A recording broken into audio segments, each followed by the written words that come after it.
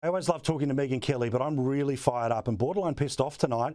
And I know her shows are pretty much the same because we're going to talk about Kamala. Kamala not even hiding in plain sight, just outright hiding. The great lady joins us now from the US. Megyn, 5 days since the empty pantsuit, rather than Obama in a pantsuit, was out, telling us not very much and hope and joy and all that crap. Yet nowhere to be seen. Nothing. And as you reported yesterday, as NBC's been backing in today, if she does an interview, she'll do it with her governor. If the debate happens, she'll do it with notes. Now, this is not the behaviour of a person who is leading. This is the stuff of somebody who is scared. Nor is it the behavior of anyone with any intellectual depth. That's the truth. That's really what's at issue here. She is not a very smart person. She can say enough to get through a short exchange or memorize note cards for a debate, but she does not have any intellectual depth. And that, I think, is what we've been perceiving for the last 4 years when she tries to offer her brand of profundity, where none of us feel moved at all. We're actually scratching our heads, asking ourselves, what did she just say? Why would she say that? And why would she think that that would resonate with any of us? So she understands she needs a crutch. Whether it's going to be her emotional support governor in an interview or her note cards in a debate, she can't perform alone, and she has enough history behind her to know that.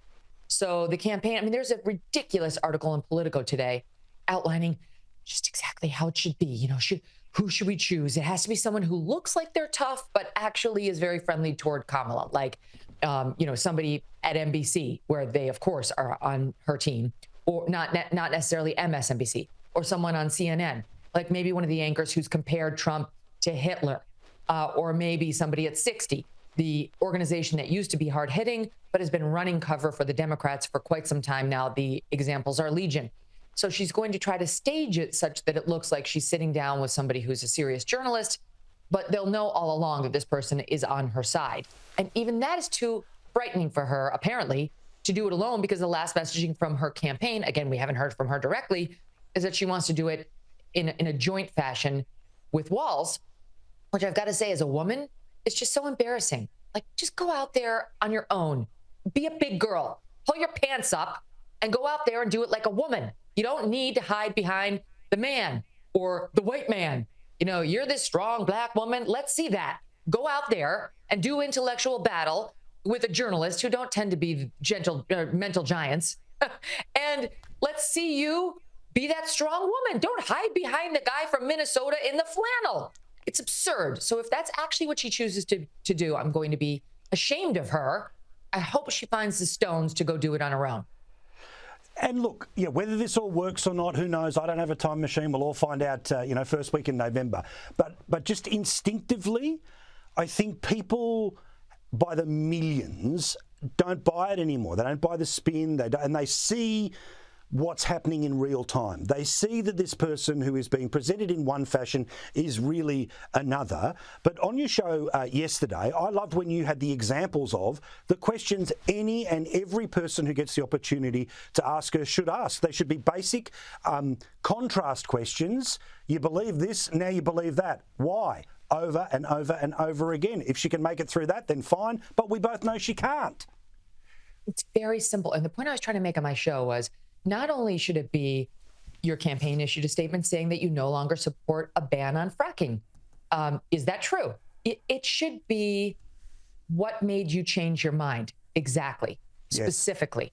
And I was saying, just like they do to Republicans who go from being pro-choice to pro-life, because it's still a Republican Party in which you can't be elected or nominated unless you say you're pro-life.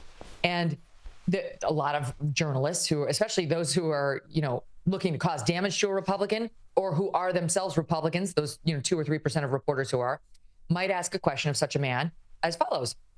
You used to be pro-choice, now you're pro-life. What caused the change? What was it that flipped that core belief? And typically it'll be, well, I saw, a fetal heartbeat monitor on my wife or on myself when I got pregnant. And that can make some sense. Those questions should be put to her. Your campaign says you're no longer in favor of a fracking ban.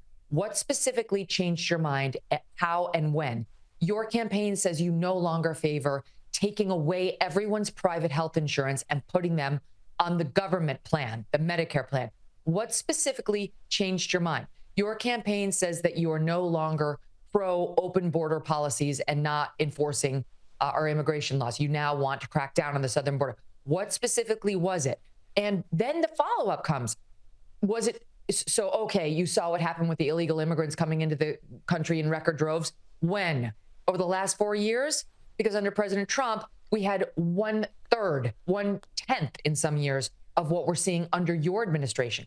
You say now that you weren't the border czar, that you were somebody who was just responsible for addressing root causes of migration. Why did you fail? Because we're seeing record numbers of illegal immigrants flooding across the southern border. Do you admit you failed at that job because you have not abated the desire of these unlawful migrants to cross into our country unlawfully? It's not that hard. And then press and see if she's got any ability to go even too deep, never mind 10.